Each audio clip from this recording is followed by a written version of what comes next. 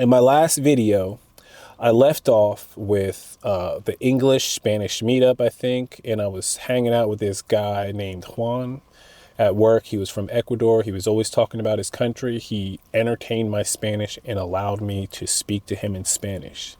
He wouldn't always respond to me in Spanish. He wouldn't speak to me in Spanish, but he understood everything that I was saying. He didn't respond to me in Spanish because he knew that for my untrained ear that it would just overwhelm me and slow down our conversation. So he would allow me to speak to him in Spanish, and he would just tell me that I'm learning and that things I know sound okay, that sounds good, or he would correct me, and each day he would just give me a new word to chew on. And it was a really good thing. He was older than me, but we developed a really cool friendship, and I have a great love and respect for Juan. So we spent about a year working together, and every morning I would talk to this guy. People were like, why are you always talking to that guy? It's just like, because he's this older guy, and I'm younger, a little bit younger, maybe 10 or 12 years younger, but I look way younger than him. And I'm always talking to this guy, and he's just like, people kept asking me, I was like, oh, he just, he's intelligent. And to me, he was intelligent. He knows a lot of things. He's been in this country for 30 years and he learned the English language also. And I asked him about his journey in learning the English language. And he told me, he's like, I've been here 30 years. I just kept learning it. He's like, I just never stopped learning it. And it's like, he still has a very heavy accent, but he never gave up learning the language, and he can speak the language. And even more importantly, he understands 100% que estás hablando. He understands everything that you're saying. So you hear his accent and think maybe he might not know the language, but the more you talk to her, the more you talk to him, the more you will understand how deep his awareness and knowledge of the language is. But it's not apparent always when you hear someone with a very heavy accent, but he understands everything that you're saying. And through talking to him, I told him I was interested in traveling to another country. I had never seen another country. I've never left my country. And this is where it goes back to, like I mentioned in my other videos, is where these people have such love and pride for their country, their language, their culture. And, over this last year, I've just been talking to him and I'm always hearing about his country. And I was like, you know what? I'm going to go to your country. And I don't know if I mentioned it in the last video, but in the Spanish meetup, there was a girl. I'll never forget her. She was beautiful. Her name was Erica, and she was from Ecuador. And I was like, she was just telling me about her country, talking about she's been here. And ultimately, all of them want to go back to their country because it's beautiful. The food tastes better. It's more natural. It's hard to explain in this video. And that's not the point of this video, because I don't want you to think that I do not love America when I love my country too. I don't think I have as much love for America as they have for their country, because I also love their countries. I love Ecuador. But I had made a decision to go to Ecuador. And this made him really happy. Not that he was going with me, but he just thought it was cool that a gringo was interested in his country. It's like, you got to think about this. It's like America is humongous. And Ecuador is the size of Nevada, I think, or it's smaller than Nevada. And it's just in the whole entire world, it's a very small country. And this gringo from America wants to go see your country. And I decided I was going to go there, and I went there for 3 weeks. And it's an interesting thing happened actually when I made the decision to go to Ecuador. First, I ramped up my Spanish, and then I was just exposing myself to it every day, too much. And this is where I said in the other video too, the breaks are so important, because your mind is doing things during the resting periods. You can't always be feeding your mind this language. I mean, you can, you're going to learn faster, but the break is when your subconscious mind really processes and compartmentalizes all of the information that you received and brings it to from your passive memory to your active memory so that you can actually use it. I learned this when I was researching learning methods and how the brain actually learns. So I was listening to Spanish all day, every day, writing, reading, and doing all this stuff that I shouldn't have really done. I should have done it. I'm glad I did it, but I got burned out. And 2 months before my Ecuador trip, I stopped doing everything with Spanish. It was really strange. It was very strange. I was still going to the Spanish meetups actually, But like everything else, where the listening all day at work, I just switched back to listening to English, and like listening to the Spanish music every day. And even like, I still talk to Juan, but it was like just in English because he completely understood English. Some guy just saw me talking to this camera. He completely understood English. So we just talked in English, and we talked about his country and all the things that I should do while I'm there. And I burned out in Spanish because I was overwhelming myself. I was pushing too hard, and breaks are very, very important. If you're learning anything, because like I said, that's when your subconscious mind processes everything that you learn and brings it from your passive memory to your active memory. If you don't understand, you're probably in the process of learning stuff. It's like someone will talk to you and you'll understand what they're saying, but you can't reply. It's like you'll hear a word and you'll know it, but you won't be able to use that word in a conversation because it's in your passive memory. Your mind can't access it. So you have the information inside of you. Your brain can't access it because it's in a different part of your mind.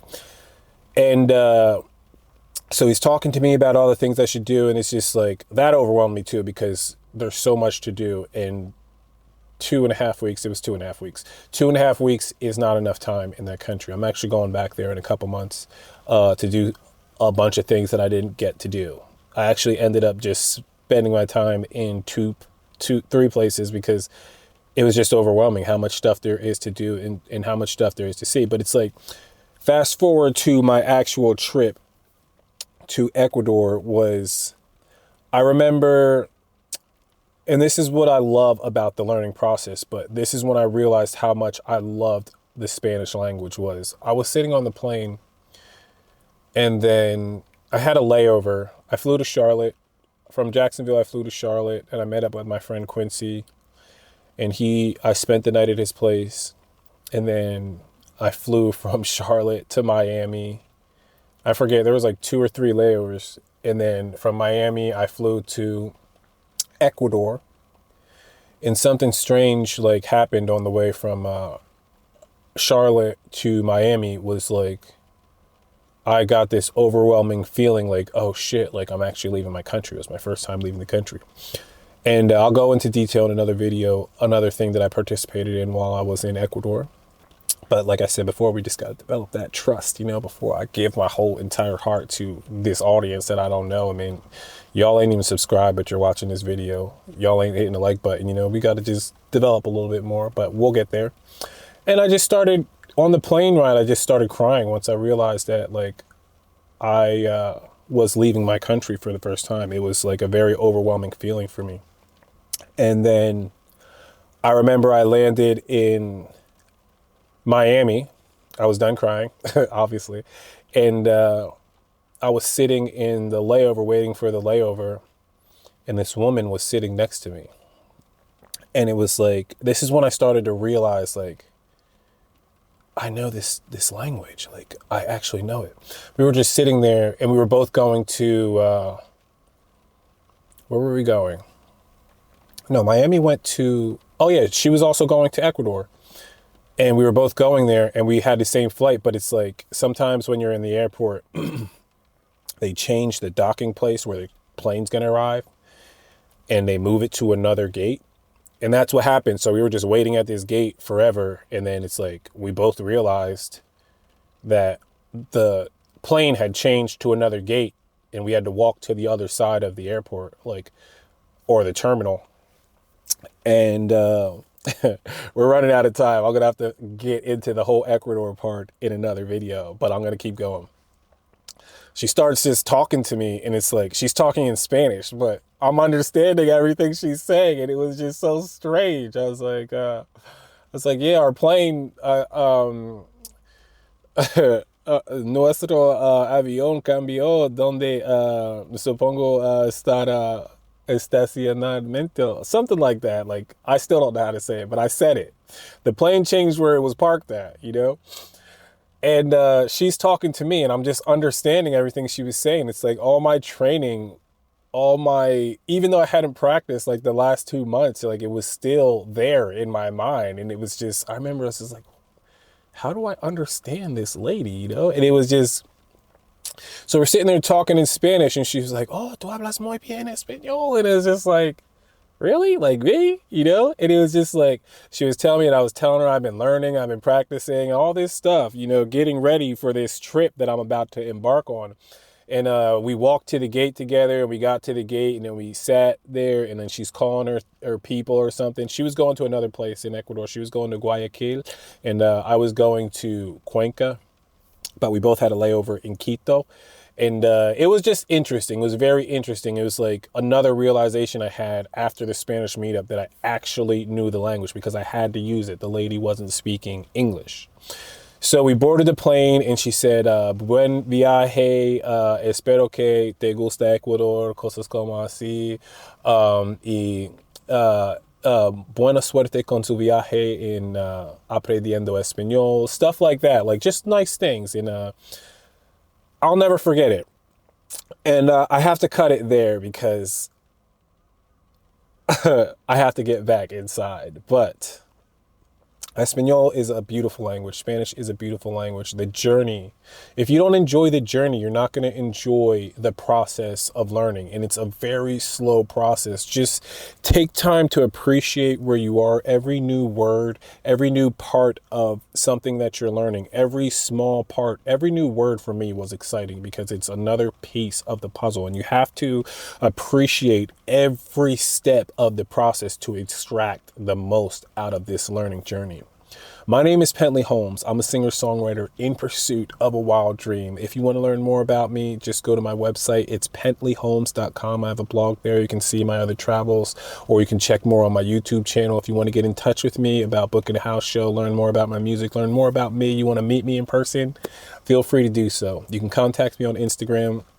It's Pentley Holmes. I'm everywhere at Pentley Holmes. And more importantly, I want to thank you for watching. If you haven't done so, subscribe, like, you know what to do.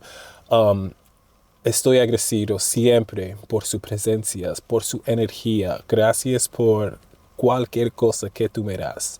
And I hope to see you in the next video. We're going to pick up from my airport trip from Miami to Quito, Ecuador in the next video. Thank you. Peace.